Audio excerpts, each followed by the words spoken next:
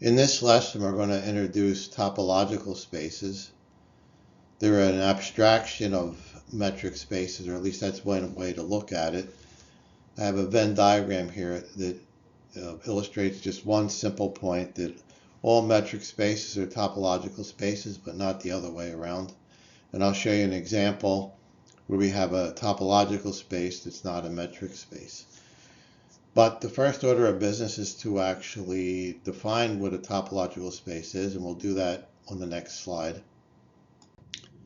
Let's define a topological space here, and then we'll compare it to a metric space. A topology on a set X, that could be a finite or infinite set, is a collection tau of subsets of X called open sets, which satisfy these three axioms here. The empty set and the set X itself are open sets. In other words, they belong to tau. Any arbitrary union, finite or infinite, of sets in tau, in other words, the open sets, are again an open set. And any finite intersection of open sets is again an open set, in other words, a member of tau.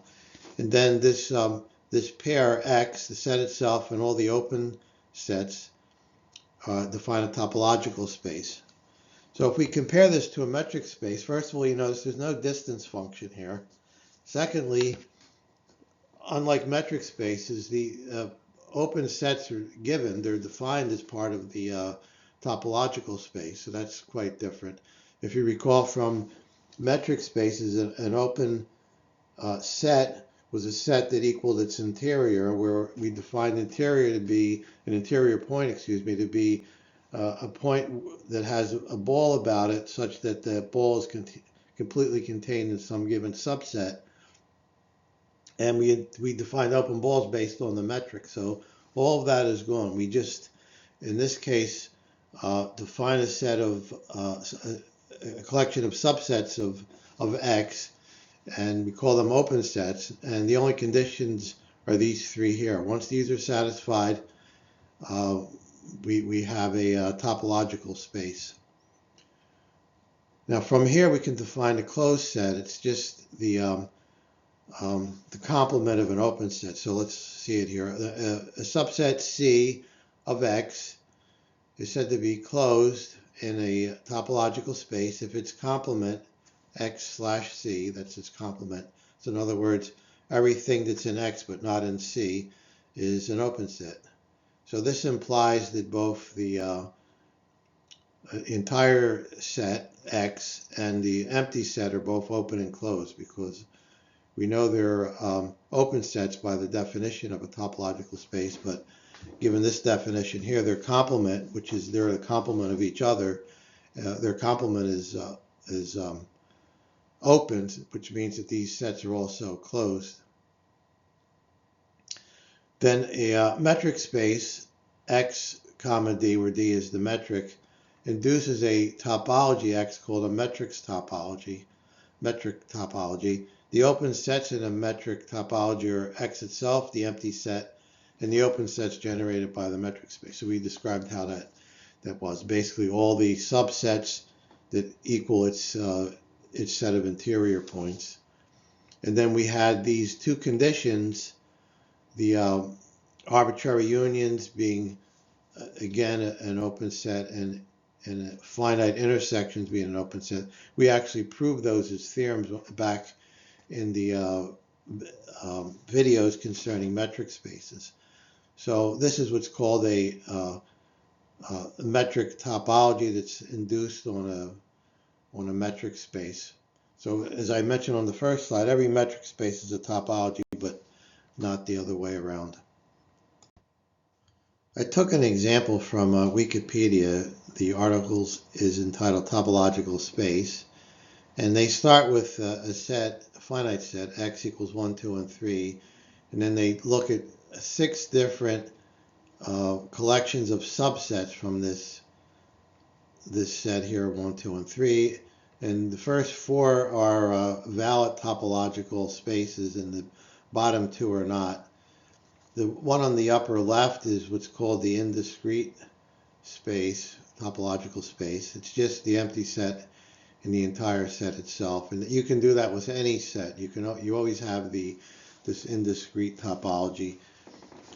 Then the next one has three subsets: the empty set, the entire set X, and just one. And one intersection with this is 1, so you get another open set. And one union with this is the entire set X, so that's again an open set, so that's fine. We have a few more down here. You have the empty set, the set 1, 2, 3, the set 1 and 2, and then the set 1 is a singleton and the set 2 is a singleton. It's pretty easy to check here that the unions and intersections are all resulting in another open set. For example, if you take the intersection of 2 with the set 1, 2, then the intersection is 2, which we've defined as an open set. Here's another example. We have the sets 1, 2, 2, 3, the set 2, and then the empty set in the set 1, 2, 3. The interesting case is when you intersect 1, 2 with 2, 3, and you just get 2. And since we've included that as an open set, we're good. Now these last two don't work. Let's see why that's the case. If you look at this one on the bottom left, and you take the union of the singleton set 2 and with the singleton set 3, you get the set 2, 3. But we don't have 2, 3 included in here. So we have an example of where the union of two open sets is not even in our topology, so this is wrong. And then this one fails based on intersections. You notice we don't have the set 2 in this one as a separate subset. So when you intersect 1 and 2 and 2 and 3, you get 2, but it's not included in our topology. So this one is out. Okay, so we have one set and we had 4 valid topologies on this one given set. As we saw on the previous example, it's possible to define multiple topologies on a given set X. In fact, we saw 4 different valid topologies on our set that had only 3 elements. And one of them was what was called the indiscrete topology. As I mentioned on the previous slide, that can be done for any set X. We just say X in the empty set is open and we're done. That's the topology. It's not very interesting, but we can always define that topology. Another topology that can be defined on any set X is called the discrete topology, and that's the topology that has all the subsets of X, including X and the empty set, and that's known as the power set. We have our first theorem on topology here. It's related to what type of sets can be metrizable, and in particular, if you have the indiscrete topology on a set X, that's not metrizable if X has more than one point. And we can prove that using a result we proved in the previous set of lessons concerning metric spaces. If you recall Theorem 74, and if you don't, you can download my book, which I've mentioned in the introduction to all these videos. You can download my book and just look up Theorem 74. But I'll repeat what it is. It says that if you have a one-point set P, call it P, in a metric space X, and the metric space X has more than one point, then the complement of this one-point set is open. So the complement of the if we have this indiscrete topology here, we have a contradiction, because we're saying from our theorem here that the complement of this set is open, and since X has more than the one point, we have a set that's not all of X, and yet it's open, and we know from the indiscrete topology the only open sets are X and the empty set, so we get a contradiction. Now that we've seen an example of a topological space that's not a metric space, and I also mentioned that all metric spaces are topological spaces, I just wanted to make a general remark in terms of how I'm presenting things in my video series. The approach I took was to do metric spaces first because they're a little bit more concrete. You have a distance function that's similar to things you've seen in terms of two-dimensional Euclidean space and three-dimensional Euclidean space, and then move on to topological spaces as sort of a generalization of metric spaces. Other books that you'll see on topology will follow that approach, but other books will take the approach of going right into topological spaces, which is a little bit difficult when you get hit with this very abstract idea, and then somewhere along the way they'll introduce metric spaces as a special case. So I think that's a little bit harder to follow, and maybe at a particular juncture in the education of mathematics students, maybe that makes more sense depending on what classes they've taken before. But I think in general, it's probably better to do the metric spaces first and then the topological spaces. So just a quick word on my methodology here. Something called the order topology can be defined on any totally ordered set. That's a set in which any two elements are comparable. And I give a reference here in Wikipedia to total order. But the idea is it's sort of an abstraction of less than or equal to. So the example I like is the alphabet. You can order the alphabet, and we all think of it as being ordered. So we could say A is less than D, and D is less than F, and so forth. So that's one example. But you can have other types of totally ordered sets that have nothing to do with numbers. You might have sets of animals that are critical to the environment because maybe they clear out weeds and they provide balance in terms of predator and prey. And so we could have a list of animals and rate them in terms of their value. And so we could say this animal is greater than this animal and this other animal is greater than that, and so forth. So the whole idea is an abstraction of less than or equal to or greater than.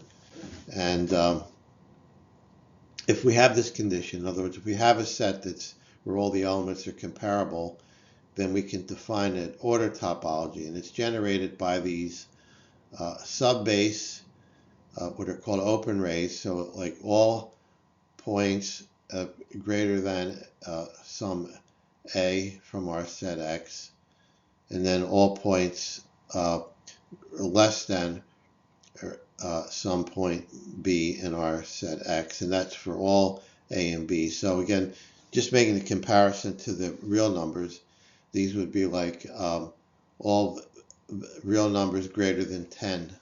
That would be an open ray. So you go from 10 out to plus infinity, or all real numbers less than 7. So that would be from 7 out to minus infinity. So that's the real number in analog to what we're talking about here. But again, it's more general. And that's why I use these squiggly greater than or less than signs here, just to emphasize these are not the greater than or less than in terms of numbers, or not necessarily. Numbers are just one example. So these form what's called a subbase, and the other part of what we need for a base, which I'll explain in a second, are the intersections of these, where you just have sets between all the elements between, say, A and B, some two given elements in your set X. And we write it this way, but again, it's not necessarily the open interval that you're thinking of in real numbers. It could be, using our letter example, it could be all the letters between A and F. That would be an open interval. Okay, so we have these three types of sets, the open rays going either to the right or to the left, and then these open sets here, and they form what's called a base for our order topology. And a base is just a subset of the open sets in a topology, such that when you take all possible unions of the sets in the base, you get the entire set of open sets in your topology. So it's sort of a smaller set that's important in the sense that you can generate your entire topology from it. Now, what I'm going to do in the next slide is create an example using the order topology, and then I'm going to give a brief explanation of why that's not metrizable, that you can't impose a metric space on that particular topology. And by the way, I also noted here there's a Wikipedia article on order topology where you can you'll see something similar to this, and then they go on to provide more details. The long line is an example of a topological space that is not metrizable. It consists of an uncountable collection of the interval 0 to 1, where 0 is included and 1 is not, lined up one after another consecutively. An easier way to see this is the cross product of the real numbers with, or Cartesian product with the real numbers and the interval 0, 1. And you get this set here of tuples, pairs. The first element is an x from the real numbers, and the second element is always the same. It's this interval here. So you're basically labeling this interval an uncountably infinite number of times using the real numbers. And each element in the set, L, looks like this here, a -3, 0, 1, or 19, 0, 1. And you can see also that we have an ordering that's pretty easy. We just use the first component in the pair as the item for ordering. So this element here is a -3. This has a 19, so this is less than that. And then with this ordering, we can define an order topology, as we discussed in the previous slide. So the order topology would have half rays going in one direction, and then half rays going in the opposite direction, and then you would have open intervals. For example, all the elements in L between -3, 0, 1 and 19, 0, 1.